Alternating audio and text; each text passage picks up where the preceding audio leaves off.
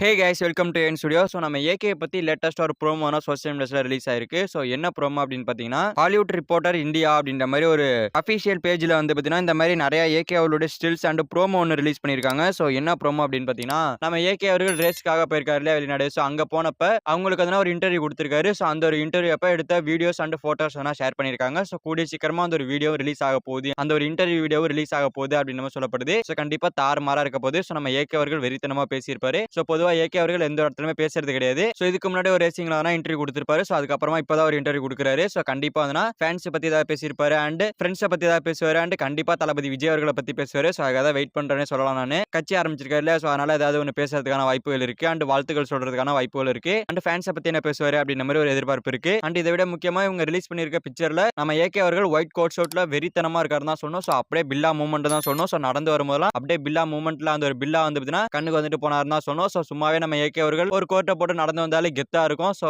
White and white code சும்மா வெறித்தனமா இருந்துச்சுன்னு தான் சொல்லணும். சோ இதை பார்க்கும்போது ஒரு மூவி ஷூட்டிங் போயிட்டு இருக்க மாதிரி நம்ம ஏகே அவர்கள் வந்து பாத்தீங்கன்னா அங்க இருக்கும்போது எடுத்த ஸ்டில்ஸ் எல்லாம் ஷேர் பண்ணிருக்க மாதிரி இருக்கு. சோ அந்த அளவுக்கு தான் சூப்பரா இருக்கு. சோ அந்த அளவுக்கு வந்து மாடலிங் பண்ணிருக்காங்க. சோ வெறித்தனமா இருக்காருன்னு தான் சொல்லணும். அண்ட் இதை எடுத்து ஆதிக் ரவிச்சந்திரன் அவர்கள் ஸ்டோரி வச்சு வாட் இஸ் அப்படின்ற மாதிரி போட்டு வெறித்தனம் பண்ணிருக்காரு. சோ வெறித்தனமா இருக்கு அப்படின்ற மாதிரி அவரும் நான் சொல்லியிருக்காரு. சோ இப்படி இருக்கும்போது இந்த ஒரு லுக்கே வெறித்தனமா இருக்கு. அண்ட் இவர் எடுக்கிற AK-64 படத்துல நம்ம ஏகே அவரோட லுக் எப்படி இருக்கும் அப்படின்றத நினைச்சு பாருங்க. சோ கண்டிப்பா தாறுமாறா செய்வாரு. சோ வெறித்தனமா இருக்க போகுது. சோ அதுக்கான அனௌன்ஸ்மெண்ட் வீடியோன்றது கூடிய சீக்கிரமா வரப்போகுது. அண்ட் இது மட்டும் இல்லாம இந்த ஒரு இன்டர்வியூன்றதும் வெறித்தனமா கூடிய சீக்கிரமா ரிலீஸ் ஆக போகுது. சோ வெயிட் பண்ணி பார்க்கலாம் நம்ம ஏகே அவர்கள் என்ன மாதிரி பேசியிருக்காருன்னு சொல்லிட்டு. ஓகே ஃப்ரெண்ட்ஸ், நம்ம ஏகே அவர்கள் கார் ரேஸுக்கு போயிருக்கும்போது அங்க வந்து பாத்தீங்கன்னா இன்டர்வியூ கொடுத்திருக்காரு அப்படின்னு சொல்லப்படுது. சோ அதுக்கான வீடியோன்றது கூடிய சீக்கிரமா ரிலீஸ் ஆக போகுது. சோ அதுக்கான பிக்சர்ஸ்லாம் ரிலீஸ் ஆயிருக்கு. சோ அந்த ஒரு பிக்சர்ஸ்லாம் எப்படி இருக்கு அப்படின்ற உங்களோட ஒப்பீனியன் தாட்ஸ் கமெண்ட்ல சொல்லுங்க. சோ அந்த வீடியோ பிடிச்சிருந்தா லைக் பண்ணிட்டு இந்த மாதிரி தமிழ் சினிமால இருக்கிற மூவிஸ் அப்டேட்ஸ் தெரிஞ்சுக்க நம்ம சேனல் சப்ஸ்கிரைப் பண்ணி சப்போர்ட் பண்ணுங்க. ஓகே, தேங்க்யூ ஃபார் வாட்சிங். அடுத்த வீடியோல பார்க்கலாம். தேங்க்யூ.